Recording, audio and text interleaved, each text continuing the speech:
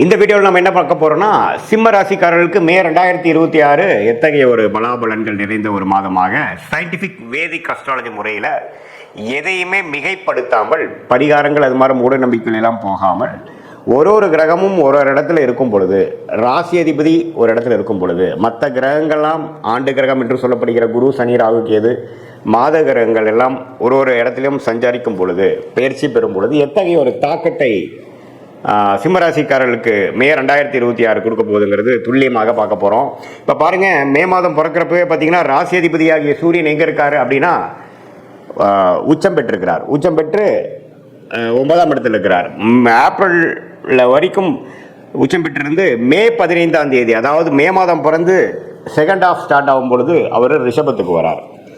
அப்படிங்கிறப்ப நம்ம நல்ல விஷயம், ராசி அதிபதி 10ஆம் இடத்துக்கு போகுது, அருமையான விஷயம். ஸோ மே 15ஆம் தேதிக்கு மேலே நல்ல விஷயங்களை எதிர்பார்க்கக்கூடிய ஒரு அமைப்பு சிம்மராசிக்காரர்களுக்கு, அஷ்டம சனியால் பாதிக்கப்பட்டு கொண்டிருக்கக்கூடிய சிம்மராசிக்காரர்களுக்கு இது ஒரு நல்ல ஒரு மாற்றத்தையும் நல்ல ஒரு சப்போர்ட்டாகவும் இருக்குங்கிறது நீங்கள் புரிஞ்சுக்கணும். அதே சமயத்தில் குரு, சனி, ராகு, கேது எந்த ஒரு பயிற்சியும் மே மாதம் பெறவில்லை. குரு தான் பார்த்தீங்கன்னா ஜூன் முதல் வாரம் 12ஆம் இடத்துக்கு 11ஆம் இடத்துலேருந்து வருகிறார். ஸோ குரு 11ல், சனி அஷ்டமத்தில், ராகு 7ல், ராசிக்குள்ள கேது. இப்படி ஒரு அமைப்பு இருக்கிறது சிம்மராசிக்காரர்களுக்கு ஒருவித தாக்கத்தை, ஒரு மாதிரி மன அழுத்தத்தை, சில விஷயங்கள்லாம் நமக்கு பிடித்த மாதிரி நடக்காமல் இழுத்து கொண்டு இருக்கக்கூடிய அஷ்டமசனி தாக்கத்தில் இருக்கக்கூடிய சிம்மராசிக்காரருக்கு குரு 11ஆம் இடத்துலேருந்து சில லாபத்தையும் சில கெட்ட நேரத்துலையும் ஒரு நல்ல விஷயம் நடந்துட்டு இருக்கு சாமிங்கிற மாதிரி போகிற அமைப்பு இருக்குது. அதே சமயத்தில் சூரியன் வந்து மே 15க்கு அப்புறம் 10ஆம் இடத்துக்கு போகுது, மிகவும் நல்ல விஷயமாக இருக்குது. அதே சமயத்தில் சுக்கிரனும் பாருங்கள் மே 15ஆம் தேதிக்கு மேலே 10ஆம் இடத்துலேருந்து 11ஆம் இடத்துல போய் குருவோட சேர்றாரு, அதுவும் அருமையான விஷயம். அதே சமயத்தில் புதன் 9ஆம் இடத்துலேருந்து மே 15க்கு மரம் செகண்ட் ஹாஃப் ஆஃப் மே மாதம் 10ஆம் இடத்துக்கு போகுது, சுக்கிரனோட வீட்டுக்கு போகுது, அருமை.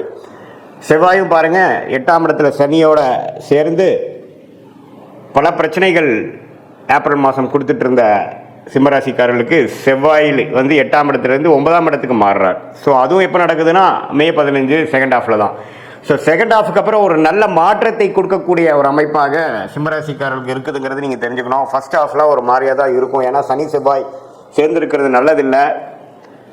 இப்போ சனி செவ்வாய் வந்து சேர்ந்து தான் இப்போ பார்த்தீங்கன்னா ஏப்ரல் மாதத்தில் இந்த போர்லாம் ஒன்றுமே பிரச்சனைகள் உலகியல் ஜோதிடத்தில் கொடுத்துட்டு இருந்தது. அது வந்து சிம்மராசிக்காரர்களுக்கு 8ஆம் இடத்துல சனி செவ்வாய் இருக்கிறனால நம்மவே முதல் 2 வாரம் மே மாதம் கேர்ஃபுல்லாக இருக்கணும், ட்ராவலிங்கில் கேர்ஃபுல்லாக இருக்கணும். உடம்பு உபாதைகளில் டக்குன்னு ஏதோ வலிக்குட்டு விழுந்துறது, பாத்ரூம் போகிறப்போ பார்த்துருக்கிறது, நம்ம எதிர்பார்க்காத இடத்துல ஏதோ சின்ன காயம் படுறது அப்படிங்கிற மாதிரி விஷயங்கள்லாம் வரக்கூடிய அமைப்பு இருக்குது. ஏன்னா 8ஆம் இடத்துல சனி செவ்வாய் சேருவது அவ்வளோ ஒரு நல்ல விஷயம் இல்லை. ரத்த காயத்தை கொடுக்கக்கூடிய அமைப்பு, ஒரு ஆப்ரேஷன் பண்ணக்கூடிய அமைப்பு, அது 10ஆவதுக்கு அஷ்டம சனியாகவே போயிட்டு இருக்கிறனால சிம்மராசிக்காரர்கள் ஏப்ரல் மாதம் எப்படி ஒரு மாதிரி ரிஸ்க்காக இருந்ததோ அதே மாதிரி மே முதல் 2 வாரம் கொஞ்சம் கேர்ஃபுல்லாக இருக்கணுங்கிறது கேட்டுக்கொள்ளப்படுகிறது.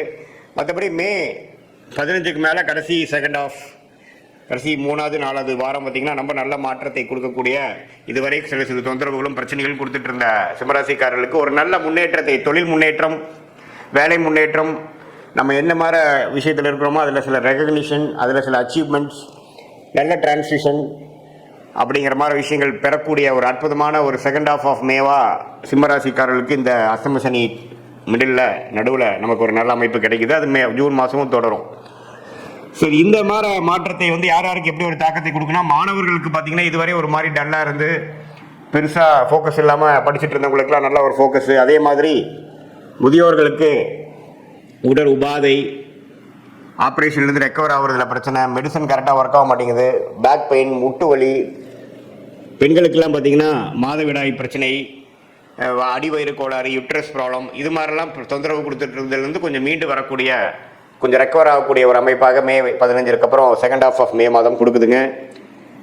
இதுதான் வந்து ஒரு பொதுவான ஒரு பலனாக சிம்மராசிக்காரர்கள் எடுத்துக்கணும். பட் மெயினாக துல்லியமான உங்களுடைய பலன்கள், வாழ்க்கை அடுத்து வரக்கூடிய ஷார்ட் டேர்ம், லாங் டேர்மில் எப்படி இருக்குன்னு தெரிஞ்சுக்கணுன்னா உங்களுடைய பிறந்த தேதி, பிறந்த நேரம், பிறந்த ஊரை வைத்து திருக்கணித பஞ்சாங்கத்தில் ஜாதகத்தை போட்டு அதில் நீங்கள் என்ன லக்னத்தில் பிறந்தீங்க, நீங்கள் சிம்மராசியில் உத்திர நட்சத்திரத்தில் பிறந்திருக்கீங்களா, அல்லது மகமா, அல்லது பூர நட்சத்திரத்தில் பிறந்திருக்கீங்களா, எது மாதிரி தசாபுக்திகள் போய் கொண்டிருக்கிறது, தசநாதன் முக்திநாதன் இப்போ நம்ம பேசின கோச்சார அமைப்பில் எப்படி போயிட்டுருக்கிறார், நம்மளுடைய தசாபுக்தியையும் இப்போ சனிப்பயிற்சி, குரு பயிற்சி, இந்த மாத கிரகத்தின் சஞ்சாரத்தையும் சேர்த்து வைத்து நாம் பார்க்கும் பொழுது நல்ல ஒரு துல்லியமான வாழ்க்கை பலன்கள், எது மாதிரி விஷயங்கள் நம்ம காத்து கொண்டிருக்கிறது, வேலையா தொழிலா, எப்போ இடம் மாறலாம், எப்போ வேலை மாற்றலாம், எப்போ தொழில் அபிவிருத்தி பண்ணலாம், எப்போ கடன் போட்டு நம்ம அபிவிருத்தி பண்ணலாம், இம்போர்ட் எக்ஸ்போர்ட் பிஸ்னஸ் நல்லா வருமா, வெளிநாடு தொடர்பா அல்லது உள்நாடா, எது மாதிரி டொமைன், எது மாதிரி கிரகம் நமக்கு ஜாதகத்தில் யோகமா இருக்கு, எந்த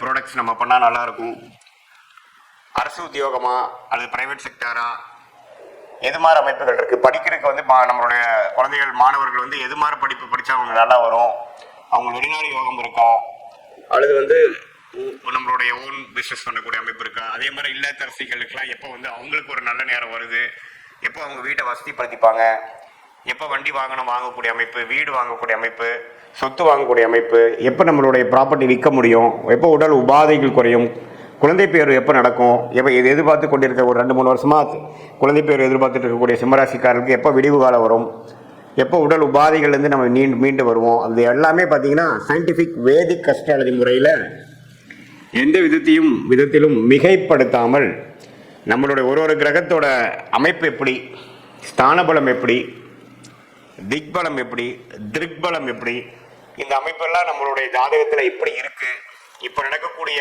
செவ்வாய், புதன், சுக்கிரன், சூரியன், அது போன்ற கிரகங்கள் பெயர்ச்சி எது மாதிரி ஒரு தாக்கத்தை சிம்மராசிக்காரர்கள் கொடுத்து அப்போ என்ன மாதிரி தசா புக்தி அந்தரம் நடந்து கொண்டு இருக்கிறது. தசையை டிவைட் பண்ணா புக்தி, புக்தியை டிவைட் பண்ணா அந்தரம், அந்தரத்தை டிவைட் பண்ணா சூக்ஷ்மம் லெவல்ல ஆண்டு கணக்காக, மாத கணக்காக, குவார்டர் கணக்காக, 3 மாசமாக எப்படி நமக்கு இருக்கு, எது மாதிரி திசையில் நம்மளுடைய வாழ்க்கை திரும்ப போகிறது, என்ன சாய்ஸ் எடுக்கிறது நல்லது அப்படிங்கிறதெல்லாம் நம்மளுடைய கர்மாவின் வழியில் நம்ம தெரிந்து கொண்டு அதுக்கு தகுந்த மாதிரி வாழ்க்கையில் முயற்சிகளும் வாழ்க்கை சம்பவங்களையும் நம்ம அமைச்சு கொண்டு வேணால் அந்தந்த நேரத்தில் அந்தந்த விஷயத்தை சரியான நேரத்தில் செய்து தேவையில்லாத பொருள் விரயங்கள், தேவையில்லாத சமய விரயங்களை தவிர்த்து நம்மளுடைய கர்மாவின் அடிப்படையிலான பிராப்தங்களையும் கர்மாவின் அடிப்படையிலான தோஷங்களையும் தெரிந்து கொண்டு அதுக்கு தகுந்த மாதிரி வாழ்க்கையை அமைத்து கொண்டேயானால் தேவையற்ற நம்மளுடைய மன சஞ்சனங்கள், தேவையற்ற முயற்சிகள், நீங்களே உங்களுடைய பிராப்தங்கள் தெரிந்து அதுக்கு தந்து போனாவே உங்களுக்கு தெரியும் எது மாதிரி விஷயங்கள் வேகமாக நடக்குது, எது மாதிரி விஷயங்கள் நமக்கு நம்ம இழுபறியாக இருக்குது, எது கர்மாவை நம்மளுடைய நேர் டைரக்ஷனில் போகிற மாதிரி இருக்குது, எது எதிர்நீச்சல் போட வேண்டியதாக இருக்குதுங்கிறது உங்களுக்கே நம்ம சொன்ன பலன்கள் செஞ்சு வாழ்க்கையில் செய்கிறப்பவே அதோட ரிசல்ட் தெரிஞ்சு அது கரெக்டாக இல்லையான்னு நீங்களே தெரிஞ்சுக்கலாம். ஸோ சயின்டிஃபிக் வேதிக் அஸ்ட்ராலஜி முறையில் நல்லபடியாக நம்மளுடைய பிராப்தங்களை தெரிந்து அதுக்கு தகுந்த மாதிரி வாழ்க்கையை அமைத்து வாழ்க்கையில் வெற்றி பெற முடியும் என்று சொல்ல விரும்புகிறேன். மீண்டும் மற்றொரு காணொலியில் சந்திப்போம். நன்றி, வணக்கம்.